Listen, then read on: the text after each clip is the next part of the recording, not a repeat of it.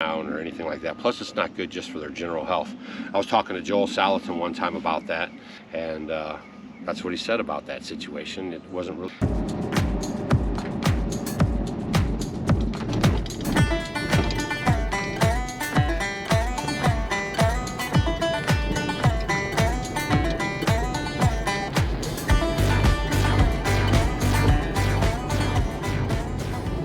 Well, good morning, sunshine.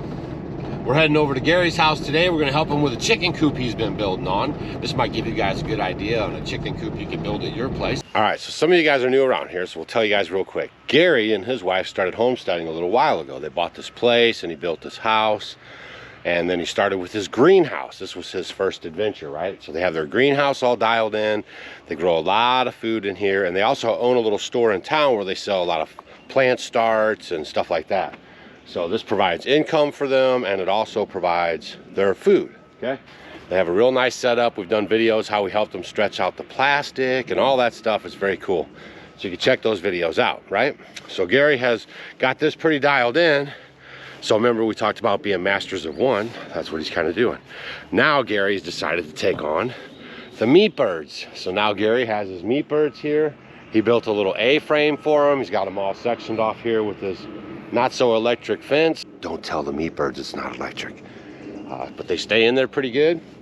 And he built this little A-frame there, right? I'll show you this A-frame real quick. So this guy, it just kind of gives you guys ideas how you can do things, okay? So let me show you how this A-frame looks, and it'll give you some ideas.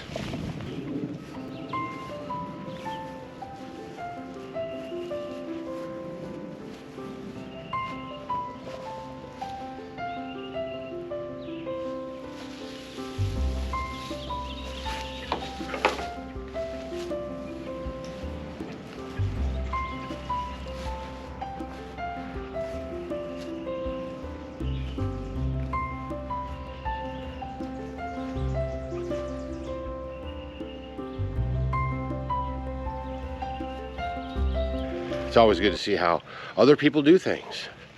We have our little $50 coop. You guys may remember that video. It's was like the most watched chicken coop video on all of YouTube. Might still be 6.7 million views or something. But it's just a real quick, easy way you can get your meat birds around your property. And it's worked out real well for us. And that is a pretty slick setup too. Now, Gary's pretty handy as well. So he built this new chicken coop for his regular birds, his egg layers that he has. So let's check out his chicken coop. Yeah, that's pretty fancy business.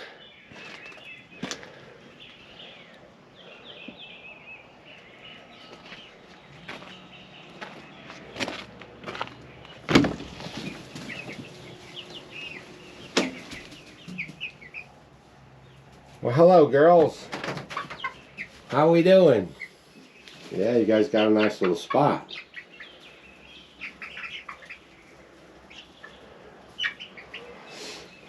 He even put a little insulation underneath the tin roof. The reason why you put the insulation under the tin roof is because the tin roof sweats. And that will stop that sweating from dripping down onto the chicken feed, onto the chickens, creating a little damp experience inside there. You don't want a damp experience inside your chicken coop. You want it to stay dry as possible, because the chickens are actually putting off a lot of moisture, believe it or not. And they'll create a lot of humidity inside the chicken coop. So there's Gary's chicken coop, and the plan is that's actually the chicken run, and we're gonna ultimately take that down there, and it's gonna go on the side over here. So if he goes on his little vacation in his RV with the grandkids, he can have the chickens in there and they can go in their run, and then he won't have to worry about them too much. You want to show them our chickens? Yeah, I did.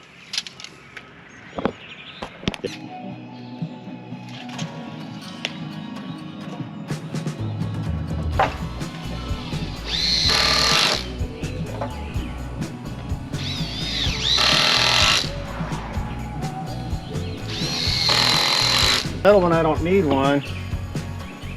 Once we get the chicken coop totally leveled up, it should fit real snug against this. Right. That's the plan, Stan. That's the plan. Ha! Looks good on paper.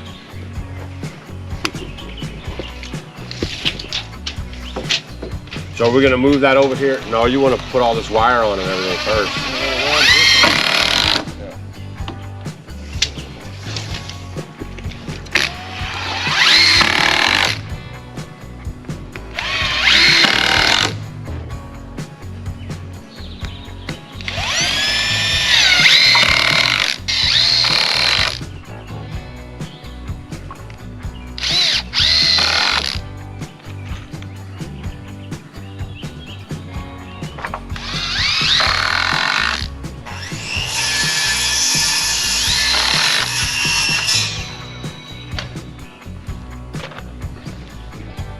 Where we at? What's up? What are we doing?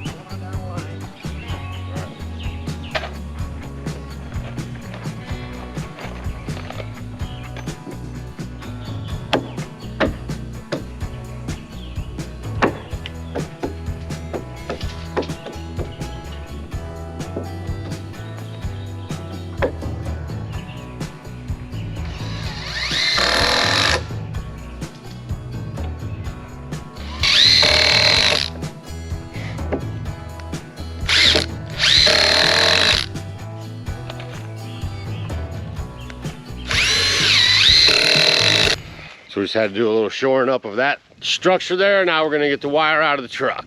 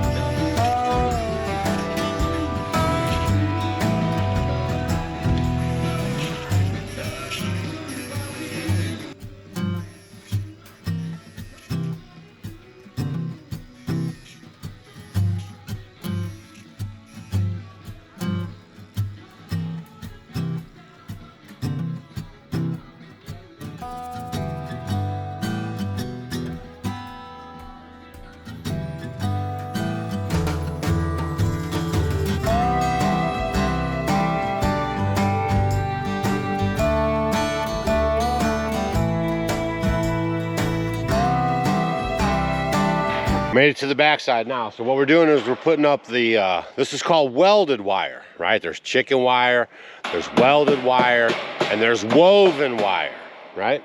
And he got the higher grade, I guess you call it, of the welded wire. I'm not a fan of this. But if you are just leaving it in a location like where nothing's gonna be leaning on it and it's not being moved, it actually works good, right? But if you're gonna use this as like a temporary chicken place, or you know, you're gonna be taking it up and rolling it up and moving it back out, these welds are gonna give out on you. And don't ask me how I know, I've seen it over and over and over. So now we're getting all this pinned in up here at the top and all the way down with all the little staples, and that'll provide all of his protection for his animals. So the idea is, when he has his chicken house over here and they're out of town or something, he's just gonna leave the run door open all the time and they can just come in here. And when they're here, they can open the chicken door and they can go out into the yard and open range and do all their stuff. So this is just their top security chicken run. Oh, let me show you this over here too. Now you can see we already did the other side here, how the chicken wire comes down and then we bend it out and bring it out this way about a foot. About a foot or two is good. And then he'll cover this with dirt, right? Or you could dig it into the, you could dig all this up and put it in the dirt if you want. So you could just see it, right? Just let the grass grow right through it and mow it off. Yeah. Gary was saying you just let the grass grow right through it too and then mow it off. You want to kind of in the ground a little bit just so it kind of holds it down, because them coons are super slick. They'll get in here and start working it, and if he gets a place to bust, they stay at it pretty good. Like, you know, they don't get discouraged that easy. But that's what that's for, is to keep them from tunneling underneath the boards here and coming into the coop. We'll do that all the way around all the four sides there. It's just something to keep in mind if you guys have any predator issues at your place. You want to make sure you do something like that. Keep them from burrowing under it. All right, we're just gonna keep showing you how this progresses as we get going on here today.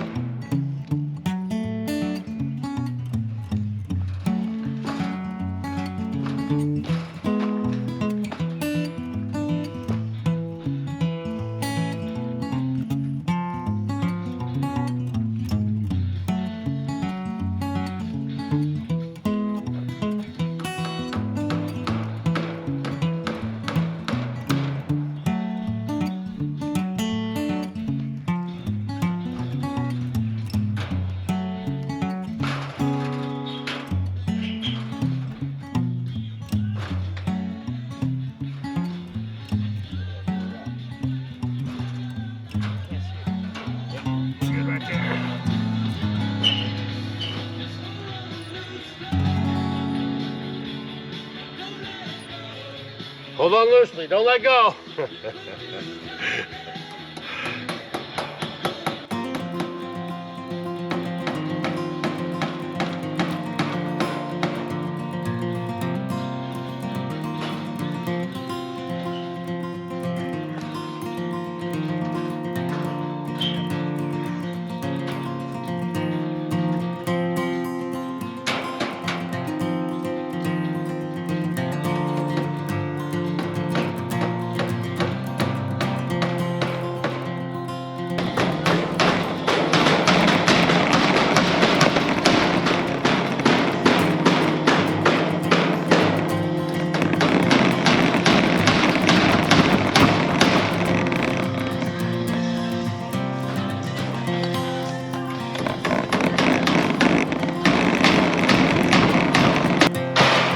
So Gary's punching that against the bottom of the coop there, and that creates that little L or bracket, if you will, which puts that hardware cloth or the welded wire fence there on the ground to keep the predators from tunneling under, see?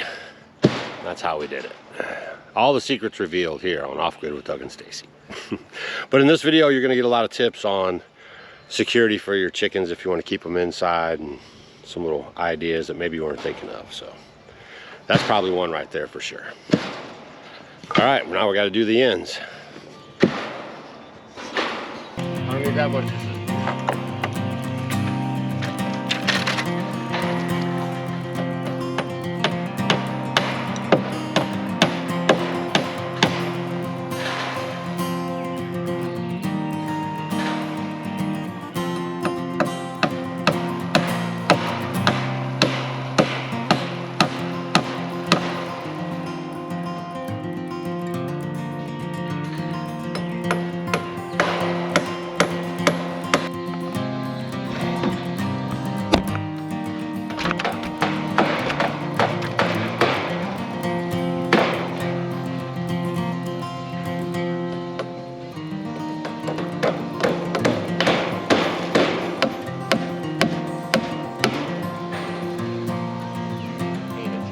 Probably thinking, well, can't something just reach their hands inside there and grab the chickens?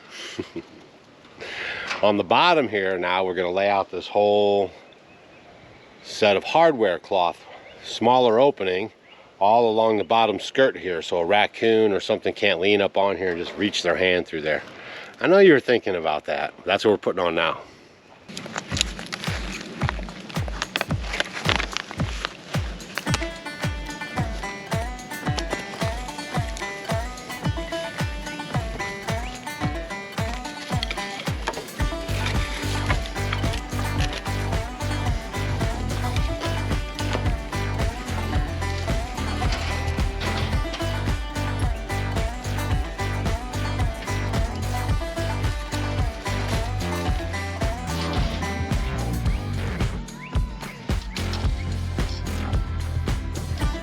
Run it right along that seam there.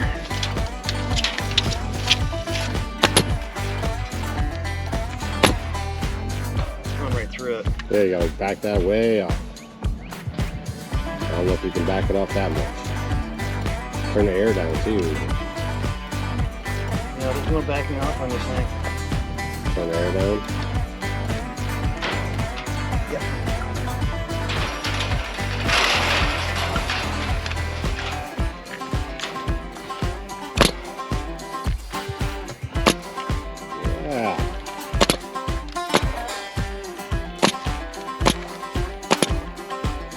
Doesn't like low pressure.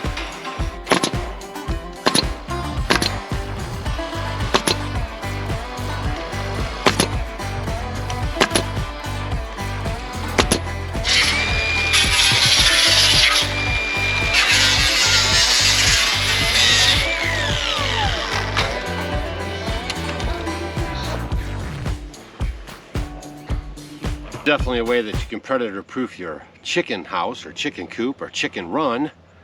A lot of y'all are always asking, how do you keep predators away from your chickens and your, keep your deaths down and everything? This is definitely a way you can do it. Like, we're definitely predator proofing this setup right here. So keep that in mind now that you've seen this. Might help you adjust what you're going to be doing on your place. Also on the inside, you don't just want to leave the grass in there. Like, you could leave it there for a little bit, but then you're going to want to add some carbon in there, some mulch and some straw, and let them build that up, right? And then they're going to the poops and they're making this compost on that stuff, and you keep adding it and adding it. It's like a layer system, a mulch layer system. And then eventually you'll scoop it all out and let it set for a minute, and then that'll become mulch for your gardens and around your trees and around your berry producing plants and all your food. And that's some good stuff, right? But you never want to just leave the dirt in there, because you'll ruin the soil. It'll totally just ruin it for a long time. It'll take a lot to bring it back if you ever take the chicken coop down or anything like that. Plus, it's not good just for their general health. I was talking to Joel Salatin one time about that, and that's what he said about that situation. It wasn't really any kind of a good situation to leave them just in there on the dirt. Make sure you put in carbon and layer it up, and then take it out and then put a fresh thing in there, and you keep it cycling all the time, and you get some really nice compost from it. So I'm going to keep shooting these bottom staples in. We switched over to the air. It's a little faster. He says, why didn't we do that on the other one? Well, now you know. So if you guys do it, you could save a little time and use this as well on both applications.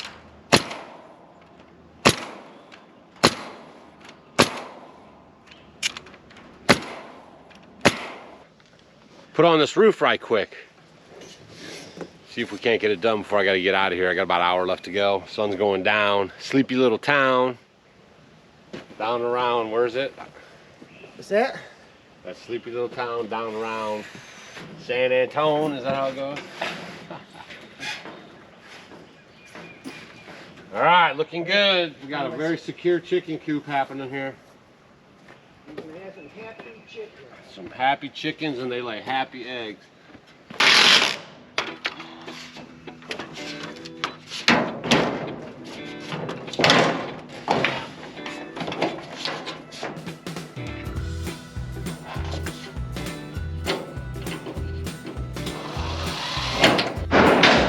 All right, we got sheet number 2 up there, and Adam, that's his son, he just showed up.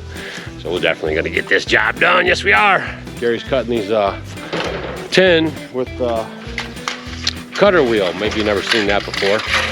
He just runs that cutter wheel on there and just goes right down there. Just make sure you're wearing your safety glasses. That's why I'm not doing it. He's got glasses. I didn't bring any. But it makes it a lot easier. You can use tin snips, or there's other different ways. A circular saw turned backwards. But I think that grinding wheel is probably the best. A lot of people are going to say you're not supposed to. The factory says don't do it because it heats it up and it kind of ruins the paint. It's going to rust. Oh. The chicken coop, I don't care. Oh, don't use the grinding wheel because they say it could heat up the paint on the tin and it could cause it to rust prematurely. So there, you got the double tip. Use your own discretion.